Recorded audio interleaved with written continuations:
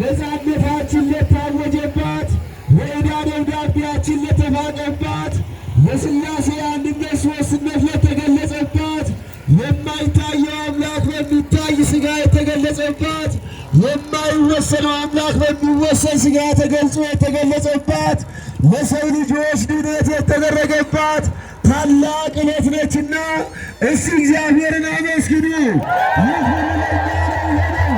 ድገሙት፣ ያንሳል። ምስጋና ለእግዚአብሔር። አሁንም አመስግኑ። ለሦስተኛ ጊዜ ለእግዚአብሔር ለአምላካችን ክብር ስጡ። የተፈጠርነው ጥንተ ተፈጥሯችን እግዚአብሔርን ለማመስገን ነው።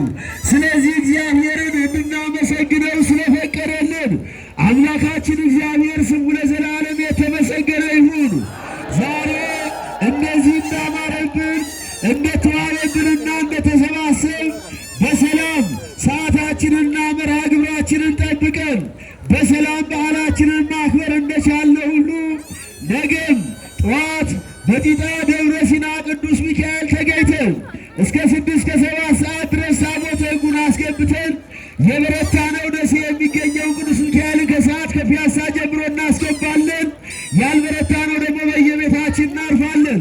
ስለዚህ ሁላችንም ነገ በጢጣ ቅዱስ ሚካኤል ጠዋት እንገኛለን ብለን እስቲ በእልልታ በጭብጨባ እግዚአብሔር እናመስግን። የሚገርም የሚያስደንቅ ታላቅ በዓል ነው። በእውነት በዚህ በዓል የተሳተፉ የጸጥታ አካላት፣ የበዓል አስተባባሪዎች በተለይ ላባቸው እየተንቆረቆረ ምንጣፍ እየተሸከሙ ቆሻሻ እየጠረጉ ይህን በዓል ውብ እንዲሆን ያደረጉ በካቴድራላችን አጥቢያ የሚገኙ በሮቢት፣ በቧንቧ፣ በዳውዶ የሚገኙ ወጣቶች በዓላችንን እጅግ ውብ አድርገውልናልና እስቲ ልላችሁ አመስግኑላቸው። በዓሉ የነፃነታችንን መሆኑን አውቃችሁ ሁላችሁም በነቂስ ወጥታችሁ ያለማንም አስገዳጅነት ይህን በዓል እንዲህ አድምቃችሁ ስላከበራችሁ እስኪ ለራሳችሁ እግዚአብሔር እንዲባርካችሁ እግዚአብሔር እናመስግኑ። እንግዲህ ያው ማሳሰቢያ መስጠት እንፈልጋለን።